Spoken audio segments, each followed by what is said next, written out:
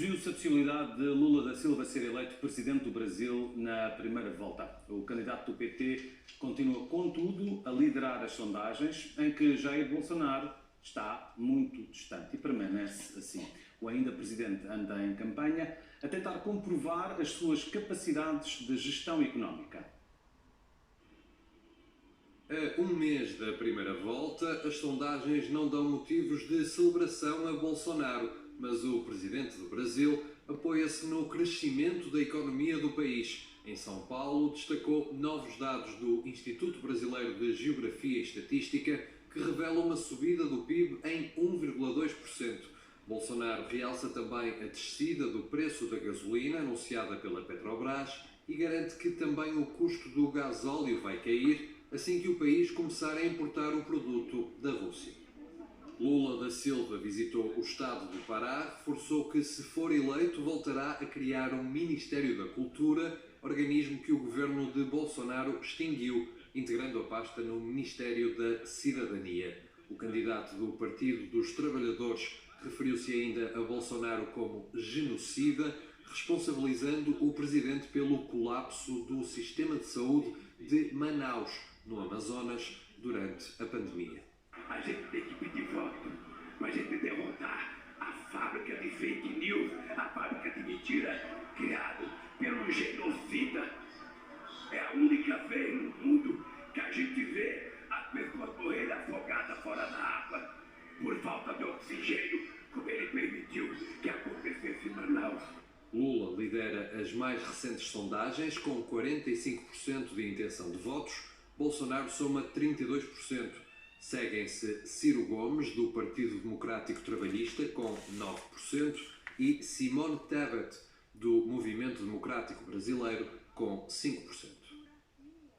A SIC Notícias abre agora o debate entre dois apoiantes dos principais candidatos a presidente. Pelo lado de Lula da Silva, Carlos Viana, do Comitê Portugal Lula a Presidente, e também ex-presidente também da Casa do Brasil em Lisboa. E pelo lado de Jair Bolsonaro, Ricardo Amaral Pessoa, presidente da Associação Brasileira em Portugal. Meus senhores, muito boa noite. Muito obrigado por terem vindo até à SIC Notícias. Eu começo por si, Ricardo Amaral Pessoa, e no seguimento desta reportagem e das sondagens que mostram uma diferença de 13 pontos entre o presidente recandidato em segundo lugar face ao ex-presidente e novamente candidato Lula da Silva, e no seguimento daquilo que nas últimas semanas tem sido anunciado em vários momentos pelo governo brasileiro de aumentos diversos de prestações sociais, de auxílios antes das eleições. Eu pergunto se Jair Bolsonaro anda desesperadamente a tentar convencer os eleitores, aqueles que votaram nele há 4 anos, a voltarem para ele poder reganhar e através destes apoios sociais. Não, eu cumprimento, muito prazer por ter convidado, Carlos Viana. Naturalmente que não. O presidente Bolsonaro está tranquilíssimo, como pode observar em todas as suas saídas, em todos os estados brasileiros. Não há um lugar que ele possa se apresentar que venha demonstrar qualquer preocupação, visto que verdadeiramente ele é do povo, vive para o povo. Ele não tem que mostrar nada mais do que ele está fazendo. O país tomou uma proporção a nível mundial em todos os aspectos que hoje chama a atenção do mundo. O mundo está preocupado com o Brasil. O mundo hoje olha para o Brasil, não meramente por uma questão da presidência, se vai ser este ou aquele. O mundo verdadeiramente alimenta 1/5 da população mundial. Nós, se entrarmos basicamente por esses lados, verificaremos que é de suma importância o que vem acontecendo nesses últimos 3 anos, que na verdade é porque os 2 anos ficamos parados. Na verdade, o executivo não trabalhou, porque ficou na mão dos governadores. Eu ouvi na peça dizendo sobre o que aconteceu em Manaus, que o presidente é um genocida. Alguém tem que explicar ao Lula o que é a palavra genocida. De repente ele não sabe o que é genocida. Já vamos falar sobre isso. Já lá vamos, porque esse de facto é um termo muito forte e que foi utilizado por Lula da Silva. Mas, Carlos Viana, esta questão ainda em relação à economia, que é muito importante para qualquer país, e nomeadamente num país com uma taxa de pobreza tão elevada como é o Brasil é obviamente relevante, e o crescimento económico de longo prazo é uma coisa que obviamente interessa a qualquer cidadão. Estar a ampliar o Auxílio Brasil é, como dizem vários especialistas, e da forma como foi feita, passar a perna à lei atual? Boa noite a todos. Boa noite. Em primeiro lugar, eu quero esclarecer que eu estou aqui em nome do Comitê Lula Presidente. A Casa do Brasil é uma associação de imigrantes, não tem candidato, ela é neutra, ela não toma partido, não toma opção eleitoral. Portanto, não é nessa quantidade, nem na qualidade de ex-presidente, isso é só um currículo. Bom, a questão da economia, e como o Ricardo falou do mundo, uma das características do governo Bolsonaro é o isolamento no mundo. As referências de política externa do Bolsonaro são Viktor Orbán, é o presidente da Liga Norte, fascista da Itália, era o Trump, que é o grande ídolo do Bolsonaro e que ele tenta copiar em muitos aspectos, inclusive na questão das eleições, e Putin, ele gosta muito do Putin. Em termos de economia, saudar 1,2% de crescimento do PIB é ridículo, porque os outros anos foram de crescimento negativo. Portugal teve 5 ou 6% de crescimento recentemente, é um dos melhores da Europa até, e Bolsonaro foi também um desastre na economia. Não que a economia seja responsabilidade 100% de nenhum governante. A economia são muitos agentes e a pandemia, naturalmente, afetou a todos. Mas, voltando à última coisa que você falou, é evidente que o Bolsonaro cometeu vários chamados crimes de responsabilidade. Um desses é forçar esse aumento com claro caráter eleitoral, na véspera da eleição, dar um bônus para as famílias mais pobres, ao arrepio de uma lei muito clara que o governo não pode ter esse tipo de iniciativa até 6 meses antes das eleições. Ele forçou, como ele tem uma relação, prefiro nem dizer de que natureza, com parte do Congresso Nacional, chamado Centrão, ele conseguiu fazer artificialmente um estado de emergência para o Brasil. Não está em estado de emergência. Esteve na pandemia, como teve outras coisas. A situação é normal dentro da muita normalidade que há no Brasil. Mas, Ricardo, quer responder? Não consigo entender qual é a visão que o Carlos Viana está tendo, porque é exatamente o oposto. Visualizaremos ali e verificaremos. O Congresso e o Senado, os líderes, têm sentado em cima dos projetos e têm condenado tudo aquilo que o presidente Bolsonaro tem tentado dar. A isenção dos impostos que foi tirado agora dos combustíveis e ICMS, todos os deputados e senadores do Congresso e do Senado, da Câmara e do Senado votaram contra os senadores, todos os membros do PT. Não era para baixar os impostos e mesmo assim ele conseguiu baixar dos combustíveis. Os combustíveis estão baixando de preço. Nós verificamos que o Brasil está crescendo acima das expectativas e superando os países do G7. Isso é claro, é fato, eu estou falando sobre fatos. A inflação menor do que os Estados Unidos, do que a Alemanha. A inflação, o desemprego 10%. Caindo, o desemprego está caindo. 10%. A inflação está inferior aos países que era considerado, colocando o Brasil lá embaixo. Hoje o Brasil está com um PIB mais alto, está com uma inflação, com um desemprego muito menor, um investimento em alta, verificamos isso junto ao Banco do Brasil, uma violência dentro dos estados e do Distrito Federal, dos 26 estados e do Distrito Federal, caindo assustadoramente, óbvio, e ainda é grande. Vamos dizer que o Brasil está numa paz da alma porque não está, mas vai ficar. Agora, sabendo que a violência cai, que o PIB aumenta, que o desemprego diminui. Há muito tempo que o Bolsonaro, não é agora a questão de 6 meses atrás, que ele tem se preocupado com como é que o pai dos pobres consegue governar um Nordeste ou os pobres dando 80 a 180 reais para cada família, para cada cidadão. Veio o presidente e disse, isso é pouco demais, vamos dar 400. Passou a dar 400. Houve uma conclamação do povo e de alguns dos políticos, vamos aumentar. Aumentou para 600.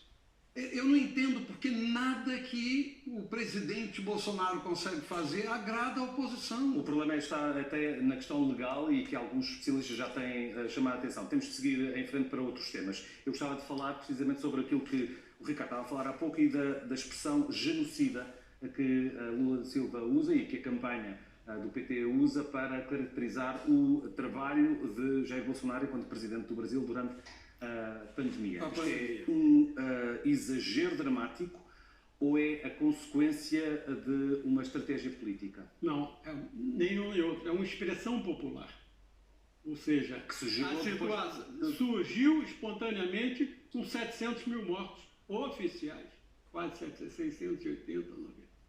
Quantos que a gente não sabe? Não foi declarado. Portanto, surgiu com o descalabro que foi a gestão do governo bolsonarista, com 4 ministros da saúde. Um deles saiu, aos 28 dias, saiu correndo, o mais técnico saiu correndo, apavorado pelo que viu no governo. Outro era um militar, mas que não sabia nem o que é, ele não sabia o que era o SNS, Sistema Nacional de Saúde, o SUS, equivalente ao SNS. Portanto, o descalabro que foi, a resistência à vacina, a imposição da chamada cloroquina, ou seja, o governo Bolsonaro assumiu o papel de médico e receitou uma falsa solução, resistiu à imposição da vacina, foi forçada pelo governador de São Paulo, pelo Instituto Butantan e pela Fundação Oswaldo Cruz, a produção de vacina com apoio da China, e esse desastre gerou uma conclamação genocida. Eu acho exagerado. O genocida é Hitler foi genocida, e outros também aí por esse mundo afora. Agora, é muita gente.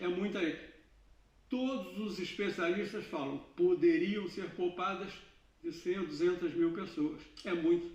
Muita gente que morreu em vão. Esse tema foi levantado há dias no debate organizado pela Rede Bandeirantes, pela jornalista Vera Magalhães, que numa pergunta ao candidato Ciro disse que sobre desinformação sobre vacinas que foi difundida pelo Presidente da República também pode isto ter provocado um agravamento da pandemia e ter evitado as mortes que poderiam ter sido evitadas. Recordando também que o Presidente do Brasil, a determinada altura, no início da pandemia, classificou o vírus como uma gripezinha. Ele, neste debate, chamou Vera Magalhães de você é uma vergonha para o jornalismo. É este o nível de debate e de elevação que o povo brasileiro quer? Ilusão, amigo Rodrigo.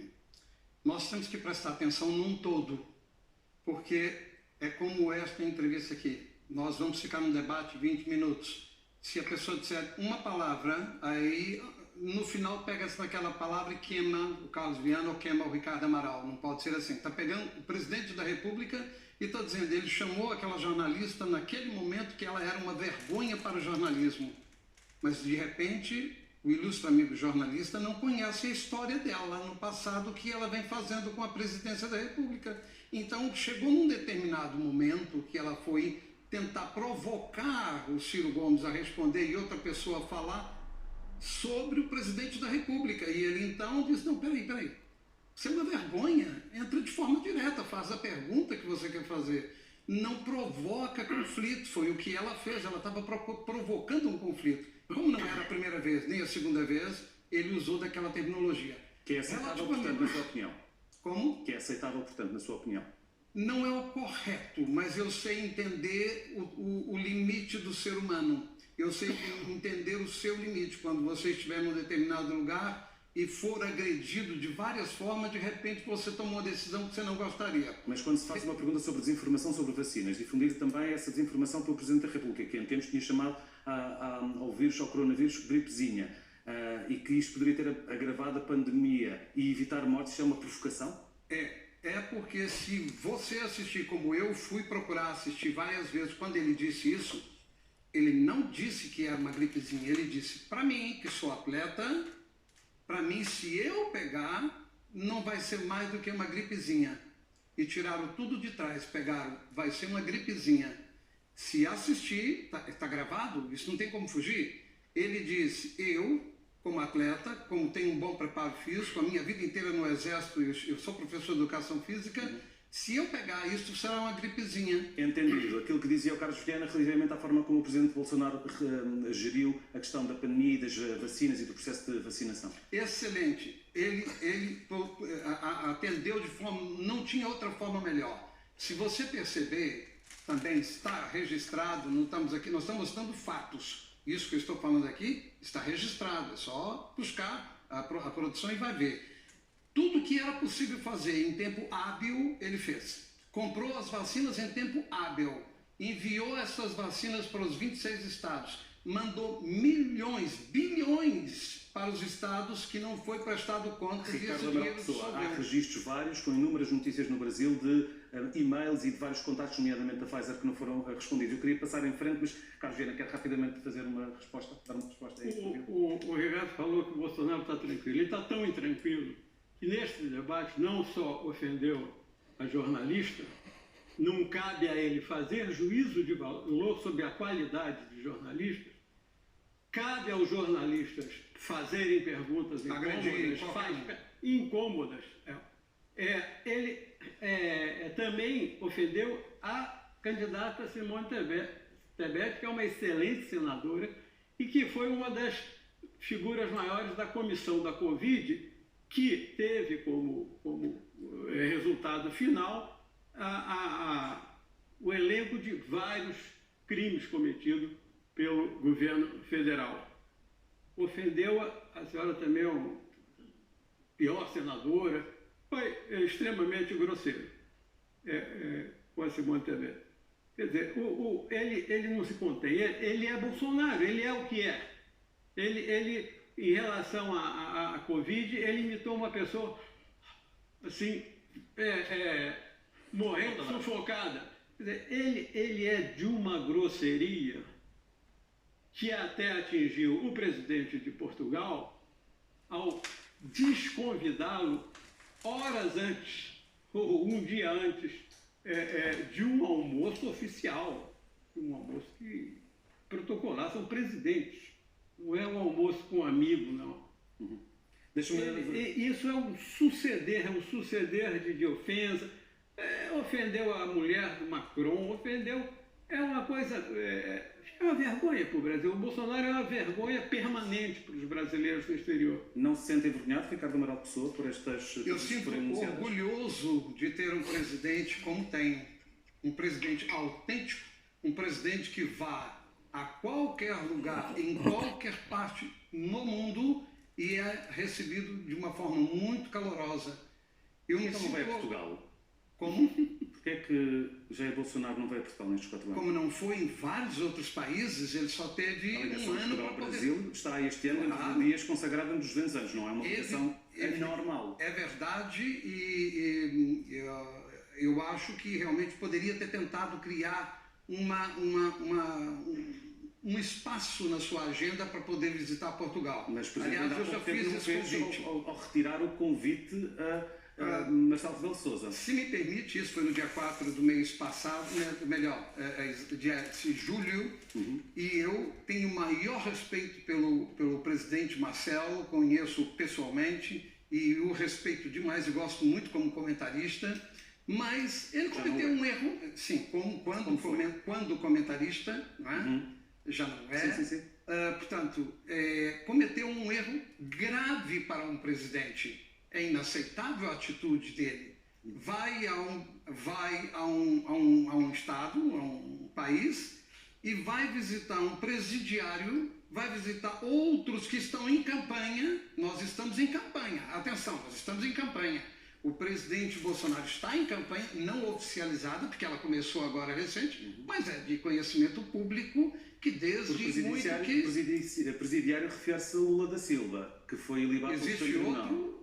Não, ele não foi ilibado. Sim, exatamente. Então, o que acontece? Por que se utiliza a palavra presidiário? Não, porque ele não foi absolvido das suas penas. Nós temos aqui claramente que ele não foi absolvido. Ele foi simplesmente liberado pelo Supremo Tribunal, porque existe ali uma série de situações que nesse momento, se calhar, não daria tempo para te mostrar, mas que eu tenho documentos para provar aquilo que estou dizendo. Okay. Acontece que o Lula foi condenado em primeira, em segunda instância, cumpriu 580 dias de prisão e o Supremo Tribunal Federal simplesmente entendeu que Curitiba não era a praça que ele deveria ser julgado. Então veio a ser julgado em Brasília.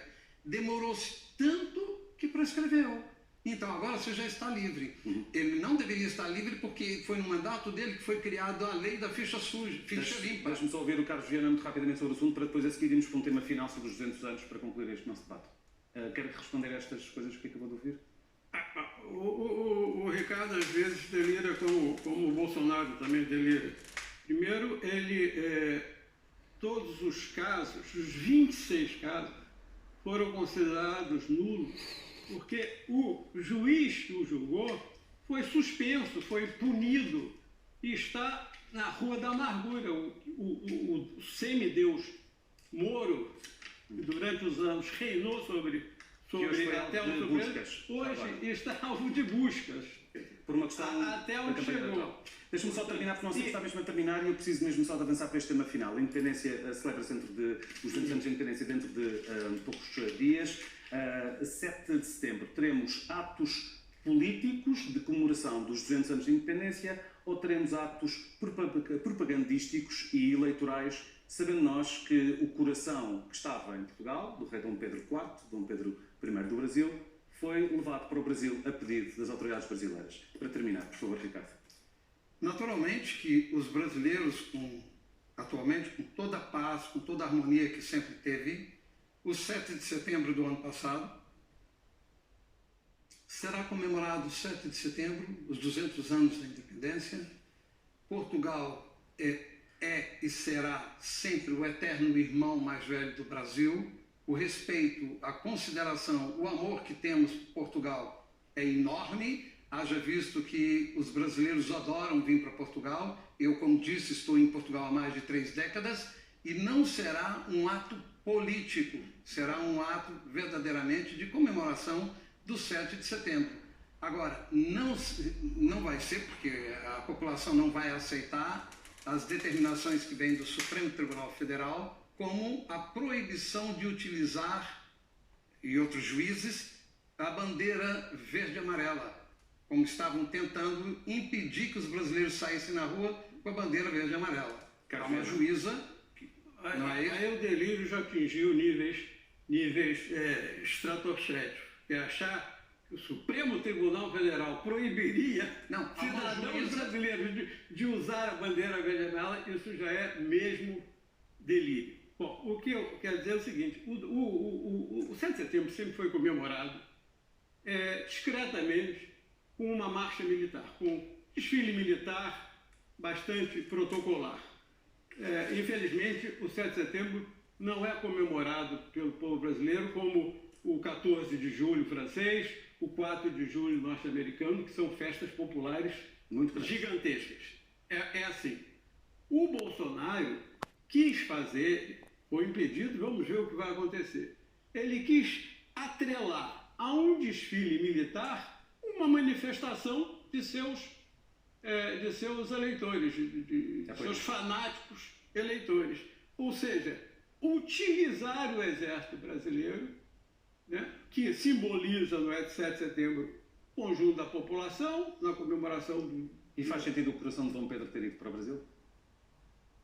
Não é algo que me comova. Sinceramente, não é algo. Mas é utilizável para... É lógico que é a instrumentalização. E peço, é um pedido afetivo para o presidente considerar não ir ao Brasil, porque ele será utilizado pelo Bolsonaro. Carlos Viana, Ricardo Amaral Pessoa, meus senhores, muito obrigado por terem estado connosco neste jornal de sábado. Muito boa noite. Obrigado. Seguimos